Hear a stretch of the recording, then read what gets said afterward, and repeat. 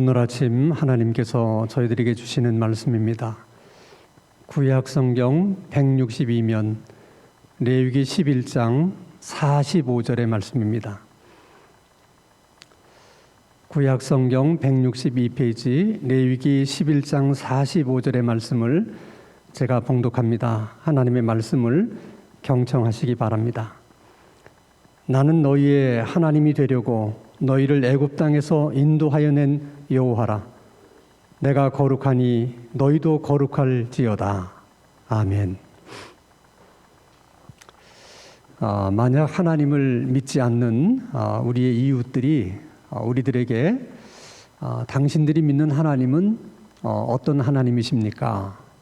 이렇게 질문을 한다면 우리는 뭐라고 답변을 해야 됩니까? 여러분이 그 질문을 받았다면 여러분들은 뭐라고 답변을 하시겠습니까? 아마도 가장 많은 답변이 우리가 믿는 하나님은 사랑의 하나님이십니다. 아마 그 답변이 가장 많을 거라고 생각이 듭니다. 그렇다면 왜 우리는 하나님을 사랑의 하나님이라고 생각을 하는 걸까? 왜 우리는 하나님을 사랑의 하나님이라고 믿는 것일까? 두 가지 이유 때문이라고 생각합니다. 하나는 성경에서 그렇게 말씀하고 있어요. 요한일서 4장 8절의 말씀을 보면 하나님은 사랑이시니라. 또 요한복음 3장 16절 말씀 보면 하나님이 세상을 이처럼 사랑하사.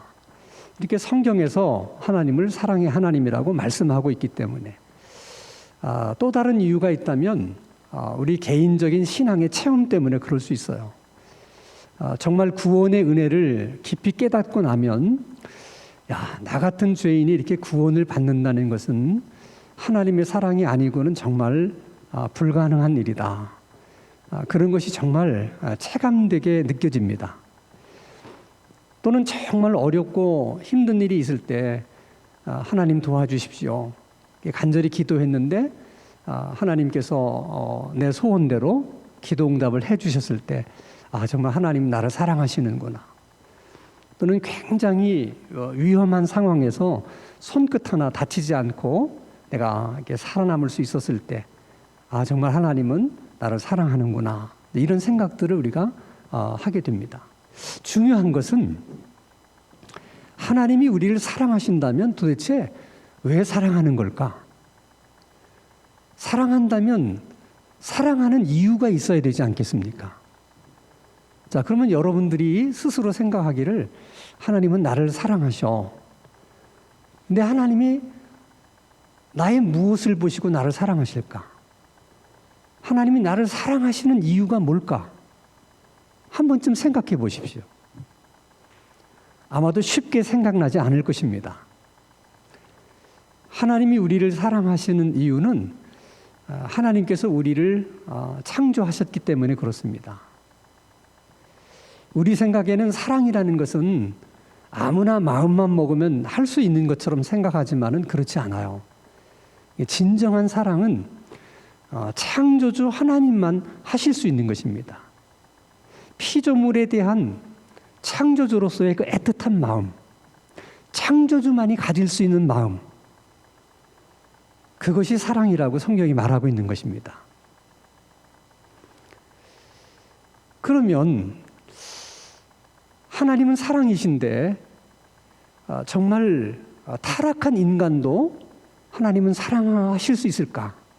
아니, 타락한 인간도 하나님은 사랑하는 걸까?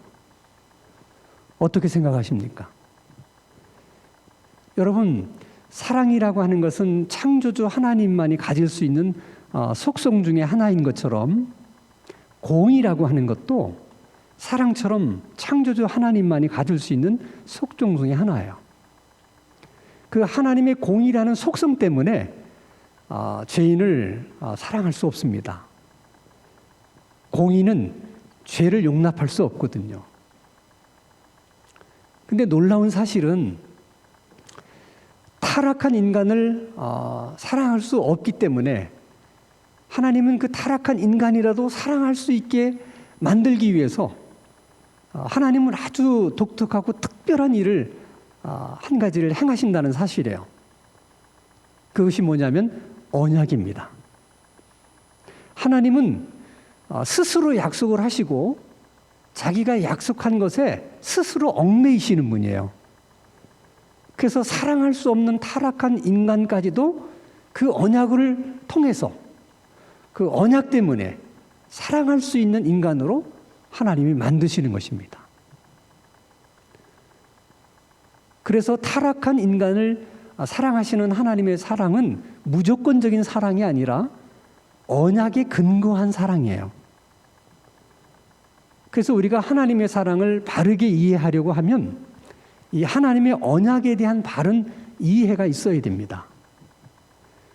그리고 우리가 하나님의 사랑, 하나님은 사랑이시다, 사랑하시는 하나님이시다 하는 것을 생각하기 전에 언제나 우리는 하나님은 창조주 하나님이시고 또 하나님은 언약의 하나님이시다, 그래서 하나님은 사랑의 하나님이시다 하는 것을 잊어서는 안 됩니다. 인간에 대해서 이제 하나님이 언약을 맺으시는데 그 인간에 대한 최초의 하나님의 언약은 믿음의 조상 아브라함으로부터 시작이 돼요. 창세기 12장 1절에서 3절 말씀을 보면 하나님이 아브라함과 언약을 맺으십니다. 먼저 두 가지 조건을 제시하세요. 하나는 내가 살고 있는 그 본토 친척집을 떠나라는 거예요. 떠나라. 두 번째는 내가 너에게 보여줄 땅으로 가라. 떠나라, 가라. 이 두 가지 조건을 네가 충족시킨다면 내가 너를 큰 민족으로 이렇게 만들어 줄 것이고 내 이름을 창대케 해줄 것이며 너를 복의 근원이 되게 해서 모든 민족이 너로 하여금 복을 받게 해줄 것이다 하는 언약입니다. 근데 여러분 가만히 그 언약을 살펴보면 굉장히 일방적이세요. 아브라함이 먼저 하나님에게 하나님 제가 이렇게 하고 저렇게 하면 이렇게 해주시겠습니까? 오케이. 아니면 하나님이 아니 그러건 안 돼. 그러면 이렇게 하면 어떻겠습니까? 이래서 이렇게 합의에 의해서 하나님과 아브라함 사이에 언약이 맺어진 것이 아니고 그냥 하나님이 일방적으로 아브라함에게 그냥 언약을 하시는 거예요. 떠나라. 그리고 내가 지시하는 땅으로 가라. 그렇게 하기만 하면 내가 너를 이렇게 해주겠다. 그래서 아브라함이 그 하나님의 그 언약의 말씀을 믿고 이제 가나안 땅으로 갑니다. 가나안에 도착을 해요. 한동안 가나안 땅에 살고 있는데 그 땅은 비어 있는 땅이 아니었고 많은 그 주민들이 이미 오래전부터 가나안 땅에 살고 있었습니다. 그러니까 아브라함이 어떤 생각이 드냐면 분명 하나님이 이 땅을 내게 주시겠다고 그랬는데 내가 이 땅을 나의 것으로 만들기가 너무 어렵다는 생각이 들어요. 왜? 아니 이 땅에 지금 이렇게 많은 사람들이 살고 있는데 또 그 사람들이 굉장히 키도 크고 굉장히 장대한 사람들인데 어떻게 저 사람들을 다 여기서 쫓아내고 내가 이 땅을 차지할 수 있을까? 그런 이제 염려가 생기기 시작합니다. 그래서 그 문제를 가지고 하나님 앞에 이제 다시 질문을 해요. 그래서 땅을 두고 하나님이 아브라함과 또 한 번의 언약을 맺으십니다. 자, 우리 그 다음 말씀 한번 보겠습니다. 창세기 15장 8절. 그가 이르되 아브라함을 말하는 것입니다. 주 여호와여, 내가 이 땅을 소유로 받을 것을 무엇으로 알 수 있겠습니까? 그러니까 이 땅을 주시겠다고 그랬는데 확실한 증표를 제게 주십시오 하는 것이죠. 그랬더니 하나님이 알았다. 그러면서 아브라함에게 이렇게 말씀하십니다. 하나님을 위해서 3년 된 암소, 그 다음에 암염소, 순양, 산비둘기, 집부들기 새끼를 가져오라. 하나님은 그렇게만 말씀하셨어요. 근데 아브라함이 어떻게 하느냐? 그 짐승들을 가져다가 그 중간을 쪼개는 거예요. 반쪽을 쪼개서 머리를 이렇게 맞대게 진열해 놓습니다. 하나님이 그렇게 하라는 말씀을 하신 적이 없는데 아브라함이 알아들은 거예요. 그것이 무슨 뜻인지를. 왜냐하면 그 당시 근동 지역에서 어떤 약속이나 또 계약을 할 때는 그런 방법으로 했다고 그래요. 짐승을 쪼개놓고 이렇게 머리를 맞대놓고 이제 약속할 사람 두 사람, 계약하는 두 사람이 그 사이를 지나가는 겁니다. 그것은 무엇을 의미하느냐? 이 약속은 어떤 일이 있어도 꼭 지켜야 된다. 만약에 둘 중에 하나가 약속을 파기하거나 지키지 않으면 짐승의 머리를 쪼갠 것처럼 그렇게 죽임을 당한다 하더라도 할 말이 없다. 그런 뜻입니다. 근데 놀라운 사실은 이 계약을 하는데, 자, 창세기 15장 17절 말씀을 보면 해가 져서 어두울 때 연기 나는 화로가 보이며 타는 횃불이, 여기 타는 횃불의 모양으로 하나님이 나타나셨어요. 그 하나님이 쪼갠 고기 사이로 지나가셨다. 근데 거기 아브라함이 있었어요, 없었어요? 없었어요. 본래는 저 계약대로라면 그 사이를 아브라함과 하나님이 동시에 같이 지나가야 되는데 하나님 홀로 지나가세요. 그것은 무엇을 의미하느냐면, 만약에 아브라함이 언약을 파기하는 경우가 있더라도 내가 그 책임을 아브라함에게 묻지 않겠다는 거예요. 근데 만약에 하나님이 언약을 파기하시면 그 책임은 하나님이 지시겠다는 겁니다. 근데 세상에 이렇게 불평등한 언약이 어디 있겠습니까? 근데 하나님이 그런 불평등한 언약을 일방적으로 맺으시는 거예요. 그렇게 해서 사랑할 수 없는 타락한 인간을 사랑하시는 겁니다. 그래서 하나님은 아브라함과 맺은 이 불평등한 언약 때문에 이스라엘 백성들을 애굽 땅에서 다 구원해 내시는 거예요. 그리고 계속해서 이스라엘 백성들을 포기하지 못하시고 버리지 않으시고 끝까지 그들을 붙들고 가시는 것입니다. 자, 그러면 이스라엘 백성들이 출애굽한 여정을 우리가 잠시 한번 생각을 해보겠습니다. 자, 먼저 민수기 33장 3절에 보면, 자, 그들이 첫째 달 15째 날에, 그러니까 1월 15일입니다. 람셋을 떠났으니, 그러니까 애굽에 있는 지역 이름인데 이스라엘 백성들이 살던 지역이에요. 언제 떠났느냐? 1월 15일 날 떠났다. 그들이 애굽을 떠나는 날을 그들은 원년으로 삼았어요. 그러니까 1년 1월 15일 날 그들이 애굽에서 떠납니다. 자, 그리고 출애굽기 19장 1절 말씀을 보면, 이스라엘 자손이 애굽 땅을 떠난 지 3개월이 되던 날 그들이 시내 광야에 이르니라. 자, 그들이 1월 15일 날 애굽 땅을 떠났는데 3개월 만에 시내산에 도착을 했다. 그 3개월 만이라는 것은 정확한 표현이 아니에요. 그들이 시내산에 도착했을 때가 3월 1일인지 15일인지 30일인지가 분명치 않은데 현대인의 성경에서는 3월 1일이라고 표기를 했어요. 그러면 정확하게 1월 15일 날 떠났으니까 3월 1일 날 시내산에 도착했다면 한 달 반 만에 시내산에 도착을 한 것입니다. 그러나 개월로 보면 1월 달에 떠나서 3월 달에 도착했기 때문에 이제 석 달 만에 시내산에 도착했다. 이제 그런 표현을 쓰는 것이죠. 자, 그다음에 민수기 10장 11절 말씀을 보면, 둘째 해 둘째 달 20날, 그러니까 2년 2월 20일 날 시내산을 떠납니다.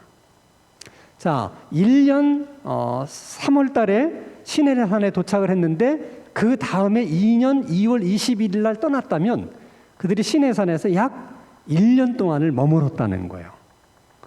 왜 그들이 가나안 가기 바쁜데 하루라도 빨리 가나안 땅에 들어가야 되는데 시내산에서 1년이나 머물러서 그들이 거기서 그냥 생활을 했던 것일까? 그 1년 동안 아주 중요한 사건이 3가지가 있었습니다.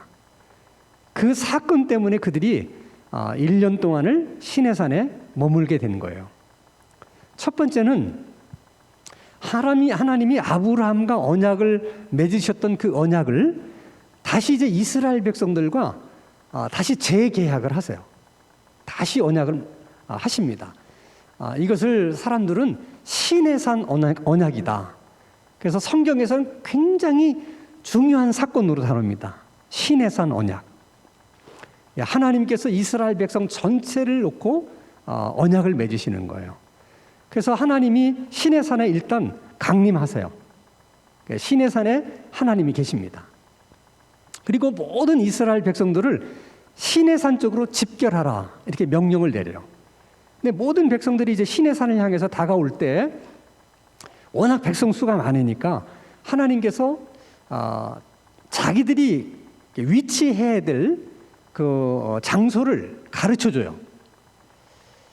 신의 산으로부터 가장 먼 쪽에는 백성들이 서고, 그 다음에 신의 산 그 초입에는 아론과 4명의 아들, 그리고 백성들의 대표인 70명의 장로가 서라. 그리고 신의 산에는 모세만 올라오라. 이렇게 다 나누죠, 하나님께서. 그리고 신의 산에 올라온 모세에게 그들과 맺을 언약의 내용을 가르쳐 줍니다. 그래서 모세가 하나님으로부터 받은 그 언약의 내용을 가지고 와서 모든 이스라엘 백성들에게 그걸 공포합니다. 그 내용이 출애굽기 19장 5절에서 6절에 나와 있습니다. 자, 세계가 다 내게 속하였나니 너희가 내 말을 잘 듣고 내 언약을 지키면, 이것도 조건이죠, 아브라함에게 했던 것처럼, 그러면 너희는 모든 민족 중에서 내 소유가 되겠고 너희가 내게 대하여 제사장 나라가 될 것이며 거룩한 백성이 되리라. 이렇게 분명한 언약의 내용을 공지해 줍니다. 그리고 이제 언약 예식을 치르기 위해서 이제 후속 조치를 계속해서 하나님 말씀하세요.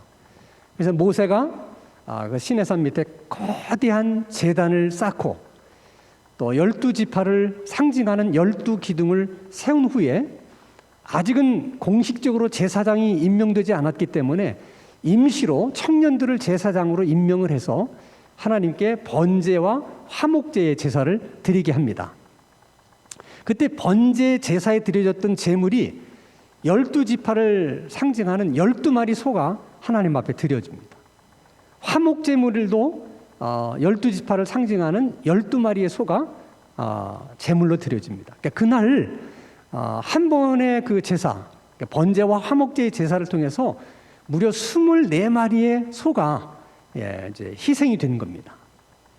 근데 중요한 것은 하나님 앞에 드려지는 제물은 몸에 피가 남아있는 상태로는 제물로 드릴 수가 없어요. 그게 굉장히 독특한 겁니다. 그래서 하나님께 제물을 드릴 때는 피를 다 뽑아내야 돼요. 그러면 여러분, 소 한 마리에서 뽑아낼 수 있는 피의 양이 얼마나 되겠습니까? 굉장히 많을 거예요. 그걸 다 양푼으로 담는 겁니다. 그러니 얼마나 많겠어요? 그 중에 절반을 모세가 만든 제단 주변에다가 다 쏟아붓습니다. 굉장히 많은 피를 분 거죠. 그러니 제 생각에 그 많은 피를 제단에 부었다면 아마 핏비린내가 아마 진동을 했을 거예요. 그리고 나머지 남은 그 피의 양도 만만치 않아요. 근데 그것은 사람에게 직접 뿌립니다. 자, 출애굽기 24장 8절에 보면 모세가 그 피를 가지고 백성에게 뿌리며 이르되 이는 여호와께서 이 모든 말씀에 대하여 너희와 세우신 언약의 피니라. 그러니까 여러분, 구약 성경 전체를 통틀어서 이렇게 희생 제물의 피를 사람에게 직접 뿌린 적이 한 번도 없어요. 이 신의 산 언약에서만 딱 한 번 직접 사람들에게 피를 뿌리면서 하나님이 뭐라고 말씀하시냐면 이것은 너희와 나 사이에 맺은 언약의 피라는 거예요. 마치 아브라함과 언약을 맺을 때 쪼개진 짐승 사이를 지나가신 것처럼 그것도 피로 맺은 언약이잖아요. 근데 예수님이 똑같은 말씀을 하세요. 십자가 지기 전날 밤 마지막 유월절 식사에서 예수님이 제자들에게 뭐라고 말씀하십니까? 이것은 내가 너희를 위하여 흘리는 나의 피 곧 언약의 피니라. 모든 언약은 피로 맺어진 거예요. 피로 맺어진 거예요. 자, 신의 산에서 1년 머무는 동안 이 신의 산 언약 사건이 있었다. 이게 굉장히 중요한 거고요. 두 번째는 그들이 하나님으로부터 율법을 받습니다. 시내산에서. 그 율법의 핵심은 십계명입니다. 근데 그 율법을 하나님이 어떻게 주시느냐? 직접 주세요. 자, 출애굽기 20장 1절에서 3절 말씀을 보면, 자, 하나님이 이 모든 말씀으로 말씀하여 이르시되, 지금 누가 말씀하시는 거예요? 하나님이 말씀하는 겁니다. 나는 너를 애굽 땅 종되었던 집에서 인도하여 낸 내 하나님 여호와니라. 너는 나 외에 다른 신들을 내게 두지 말라. 그러면서 십계명을 쭉 얘기합니다. 그러니까 이스라엘 백성들에게 그 시내산 언약을 피로 맺으신 다음에 하나님이 직접 모든 백성들이 들을 수 있는 인간의 언어로 그들에게 십계명을 말씀하셨다는 거예요. 이거 놀라운 일이죠. 그런데 이스라엘 백성들이 그 거룩하신 하나님의 임재 앞에서도 벌벌 떨었는데, 직접 하나님의 음성을 들으면서 더 두려움에 사로잡히게 됩니다. 그래서 20장 19절에 이스라엘 백성들이 이렇게 모세에게 간청을 해요. 모세에게 이르되 당신이 우리에게 말씀하소서. 그러니까 하나님이 직접 우리에게 말씀하지 않게 해달라는 거야. 우리가 두려워서 죽겠다. 그러니 하나님이 당신에게 말씀하셔서 당신이 하나님으로부터 말씀을 받아서 우리들에게 전해달라. 이렇게 간청을 해요. 그것을 하나님이 수용을 하십니다. 그래서 하나님이 모세를 보고 시내산으로 올라오라. 그래서 모세가 시내산에 올라가요. 40일 동안을 머물고 있다가 내려오는데, 그때 하나님이 십계명 두 돌판도 하나님이 직접 제작을 하시고, 하나님이 직접 제작하신 두 돌판 위에 하나님이 직접 십계명을 하나님이 쓰셨어요. 그런 십계명 두 돌판을 모세에게 주면서 백성들에게 이 십계명을 이제 이야기해라. 가서 십계명에 대한 내용을 공지를 하라. 그러니 얼마나 영광스러운 일입니까? 하나님이 직접 제작하신 십계명의 두 돌판을 가지고 모세가 시내산으로 내려오는데, 내려오다 보니까 정말 그 누구도 아무도 생각할 수 없었던 사건이 시내산 밑에서 벌어지고 있었다는 거예요. 자, 출애굽기 32장 1절 말씀을 보면, 백성이 모세가 산에서 내려옴이 더딤을 보고 모여 백성이 아론에게 이르되 말하되 일어나라. 우리를 위하여 우리를 인도할 신을 만들라. 이 모세 곧 우리를 애굽 땅에서 인도하여 낸 이 사람은 어찌 되었는지 알지 못함이니라. 아론이 그들에게 이르되 너희의 아내와 자녀의 귀에서 금고리를 빼어 내게로 가져오라. 모든 백성이 그 귀에서 금고리를 빼어 아론에게로 가져가매 아론이 그들의 손에서 금고리를 받아 부어서 조각칼로 새겨 송아지 형상을 만드니 그들이 말하되 이스라엘아, 이는 너희를 애굽 땅에서 인도해낸 너희의 신이로라 하니. 그들이 금송아지를 만들어서 숭배하고 있었다는 사실이에요. 여러분이 하나님 같으면 이런 백성을 사랑할 수 있습니까? 여러분 생각해 보세요. 그들이 1월 15일 날 애굽을 떠날 때 그냥 떠난 게 아니잖아요. 얼마나 많은 하나님의 능력과 기적을 그들이 보았습니까? 그리고 직접 그들이 홍해바다를 건넜잖아요. 엄청난 기적을 체험했잖아요. 시내산에 와서는 시내산에 임재해 계신 하나님을 그들이 보았고 하나님의 음성을 직접 듣기도 하지 않았습니까? 그리고 도대체 얼마나 시간이 지났다고 그들이 금송아지를 만들어 놓고 이게 우리를 애굽 땅에서 인도해낸 하나님이라고 그러면서 금송아지를 숭배할 수가 있겠습니까? 근데 놀라운 사실은 그런 백성을 하나님이 버리지 않으셨다는 거예요. 왜? 그들과 맺은 언약 때문이에요. 그러니까 하나님은 일방적으로 언약을 하시고 스스로 자기가 한 약속에 매이시는 거야. 100번이라도 내칠 수 있는 상황이잖아요. 근데 그렇게 하지 않으시는 거예요. 그리고 세 번째 사건은, 이 사건도 굉장히 중요한 건데, 성막에 대한 설계도를 모세가 하나님으로부터 받는다는 거예요. 자, 우리 출애굽기 25장 9절 말씀을 보면, 자, 물은 내가 내게 보이는 모양대로 장막을 짓고 기구들도 그 모양을 따라 지을지니라. 성막의 구조만 보여주시는 것이 아니라 성막에서 사용되는 여러 기구들이 있잖아요. 뭐 금촛대라든지, 뭐 떡상이라든지, 뭐 금향단이라든지, 뭐 번제단이라든지, 번제단에 뜰 이렇게 갈고리 같은 거라든지 이런 걸 다 보여주시는 거예요. 참 중요한 것은 이것은 모세가 보고 모세가 성막을 건축하는 게 아니거든요. 건축자들이 따로 있으니까 모세가 본 것을 건축자에게 얘기를 해서 그 건축자가 이제 건축을 해야 되는 거예요. 이게 얼마나 어려운 일이겠습니까?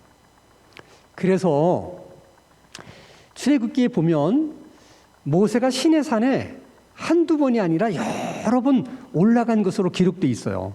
그러니까 그 높은 시내산을 모세가 여러 번 오르락내리락 한 거예요. 근데 그 시내산에 올라간 그 많은 횟수 가운데 딱 2번은 시내산에 올라가서 40일 동안을 머뭅니다. 우리가 생각에 아무것도 없는 시내산 위에 올라가서 40일 동안 도대체 뭐하고 지냈을까? 궁금하지 않으세요? 그 40일 동안이나 도대체 뭘 하면서 모세가 보냈을까? 그것도 한 번도 아니고 2번씩이나. 아마도 그 이유 중에 하나가 이 성막에 대한 설계도를 이제 숙지하기 위해서 그랬던 것 같아요. 그러니까 잘 보고 그걸 기억했다가 성막을 만드는 사람에게 그대로 얘기를 해줘야 되잖아요. 아무리 모세가 머리가 좋다 하더라도 한 번 보고 그게 다 기억이 되겠습니까? 얼마나 그 분야가 이게 방대합니까? 성막도 뭐 성막 하나만 있는 게 아니라 울타리가 있고 뭐 성소가 있고 지성소가 있고 뭐 커튼이 있고 이게 굉장히 많잖아요. 만들 게. 또 성막의 모양은 어떻게 할 거라든지 뭐 이 색깔까지도 다 하나님 말씀하셨는데 그걸 언제 다 숙지를 하겠습니까? 이게 40일 동안 이제 하나님과 있으면서 하나님 보여주시는 그 성막의 모양을 계속 보고 아마 기억하기 위해서 그걸 반복해서 아마 숙지를 했던 것 같아요. 그러기 위해서 40일을 2번씩이나 하나님과 시내산에서 있었던 것이 아닌가 이렇게 생각합니다. 자, 그리고 난 후에 하나님이 오늘 본문 말씀을 하시는 거예요. 하나님이 이스라엘 백성들에게 자기를 스스로 소개를 합니다. 나는 거룩한 하나님이다. 그러니 너희들도 거룩하라. 이렇게 말씀하십니다. 자, 하나님이 나는 거룩한 하나님이니 너희들도 거룩해야 된다. 이렇게 말씀하십니다. 그럼 만약 하나님은 거룩하신데 이스라엘 백성들이 거룩하지 않다든지 우리가 거룩하지 못하다든지 그렇게 되면 어떻게 되는 것일까? 그러면 하나님과 함께 할 수 없고 하나님과 영원히 살 수도 없는, 우리 식으로 얘기하면 하나님 나라에 들어갈 수가 없는 거예요. 그렇다면 우리가 거룩해지지 않고서도 하나님과 함께 할 수 있고 하나님 나라에 갈 수 있고 하나님과 동행할 수 있는 방법은 없을까? 딱 한 가지 방법이 있어요. 그것은 거룩하신 하나님이 우리들과 똑같이 부정한 하나님으로 내려오시는 거예요. 하나님이 타락한 인간처럼 그 수준으로 내려오시면 우리가 거룩해지지 않아도 하나님과 동행할 수 있고 함께 할 수 있고 영원히 그 나라에서 살 수 있을 거예요. 근데 여러분 생각이 그것이 가능해요, 불가능해요? 그건 절대 있을 수 없는 일이죠. 그러면 그게 불가능하다면 유일한 가능성은 그것이 힘들거나 어렵거나 할지는 모르더라도 우리가 거룩해지는 방법밖에는 없다는 것이죠. 그러면 정말 우리가 거룩해질 수 있을까? 그러면 우리가 어떤 방법으로 거룩해질 수 있는 것일까? 이런 과제들이 남게 되는 것입니다. 자, 그러면 먼저 우리가 생각해야 될 것은 그럼 성경에서 말하는 거룩이라고 하는 것은 어떤 의미를 갖고 있는 거냐? 하나님께서 나는 거룩하니 너희도 거룩하라고 그렇게 말씀하실 때 그 거룩의 의미가 뭐냐? 성경에서 말하는 거룩이라고 하는 의미에는 구별된다 또는 분리된다 그런 의미가 있어요. 자, 하나님은 창조주 하나님이시기 때문에 모든 피조물들과는 구별이 됩니다. 창조주와 피조물이 같을 수가 없잖아요. 그래서 하나님은 거룩하신 하나님이 되시는 거예요. 왜? 모든 피조물과는 구별되니까. 그런 뜻에서 거룩하신 하나님이다 그렇게 부르는 겁니다. 그래서 하나님 우리에게 내가 거룩하니 너희도 거룩하라, 그 말은 너희들도 하나님처럼 거룩하라는 그런 의미가 아니라 하나님이 모든 피조물들과 구별된 것처럼 너희들도 죄로부터 그렇게 구별된 사람이 되고 구별된 삶을 살아라, 그 얘기예요. 그러니까 죄를 짓고 살면서도 그것을 죄라는 사실조차도 모르고, 아니 더 나가서 막 죄를 즐기고 사는 그런 이방인들처럼 살지 말라는 거예요. 그들은 그렇게 살아도 너희들은 그렇게 살지 말라는 거죠. 자, 예를 들면 요즘 동성애가 이제 큰 지금 사회적인 화두가 되고 있습니다. 계속 국회에서는 동성애 문제를 합법화하려고 해요, 법적으로. 자, 만약에 그런 일이 실제로 일어났다고 한번 우리가 가상을 해보십시다. 자, 동성애는 이제 법으로 그것은 괜찮다, 법으로 허용을 했어요. 그럼 이제 그때부터는 이제 뭐 남자가 남자를 사랑하고 뭐 여자가 여자를 사랑하고 여자끼리 결혼하고 남자끼리 결혼하고 막 이런 일들이 이제 막 일어나게 될 거예요. 그것이 하나의 문화처럼 관습처럼 되면 그렇게 살지 않는 것이 오히려 또 이상한 그런 사회 분위기가 만들어질지도 몰라요. 그럴 때 그래도 우리는 그렇게 동성애는 하나님께서 그것은 잘못된 것이다 이렇게 말씀하시기 때문에 모든 사람들이 아무렇지도 않고 그렇게 산다 할지라도 아유, 나는 그렇게 살 수 없어. 왜냐하면 하나님이 그것은 잘못된 것이라고 말했기 때문이야. 그래서 우리는 동성애를 하지 않고 그냥 우리는 지금처럼 살면 그게 거룩한 삶이에요. 여러분, 거룩하다는 것이 우리들의 그 생각 속에는 이렇게 잘못 인식되어 있는 것들이 많아요. 거룩이라는 개념이. 그러나 삶 속에서 얼마든지 우리가 거룩해질 수 있는 부분들이 그렇게 있다는 거죠. 그래서 우리가 거룩해지려고 하면 무엇보다도 뭐가 부정한 것이고 뭐가 거룩한 거냐, 이걸 알아야 돼. 이걸 분별할 줄 알아야 돼요. 그리고 만약 우리가 이제 죄로 더럽혀지거나 부정해졌을 때, 그럴 경우에는 그 문제를 어떻게 해결할 것이냐 하는 그런 방법들에 대해서도 우리가 알아야 되는 것이죠. 그런 것들을 구체적으로 우리들에게 말씀해 주시는 것이 레위기 말씀이에요. 그래서 레위기가 굉장히 우리가 좀 이해하기가 어려운 성경이기는 하지만은 신앙생활을 하는 우리들의 관점에서 보면 레위기만큼 중요한 말씀이 없어요.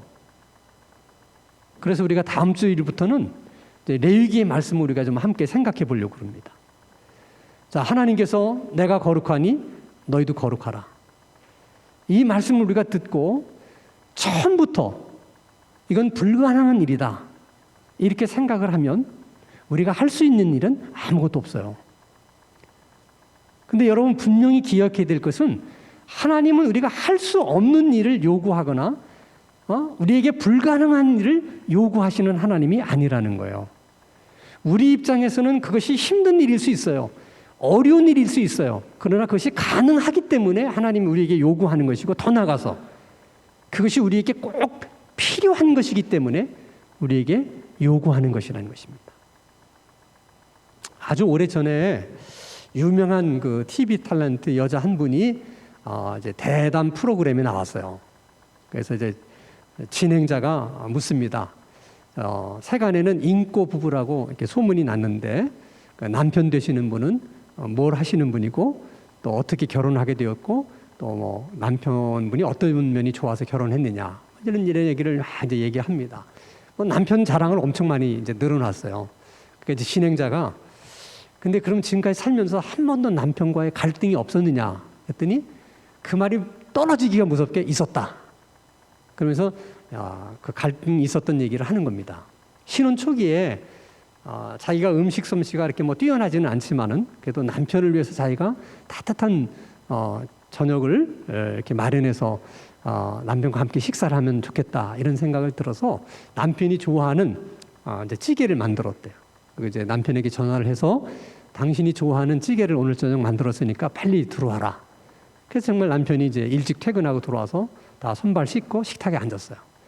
그때까지 이제 가스레인지에다가 보글보글 이제 찌개를 끓이고 있던 그 냄비를 들고 이제 식탁에다 딱 놓은 다음에 뚜껑을 딱 여는 순간 그 찌개 국물이 그 냄비 그 뚜껑에 이렇게 붙어 있다가 식탁부에 몇 개가 뚝뚝뚝 떨어진 거예요.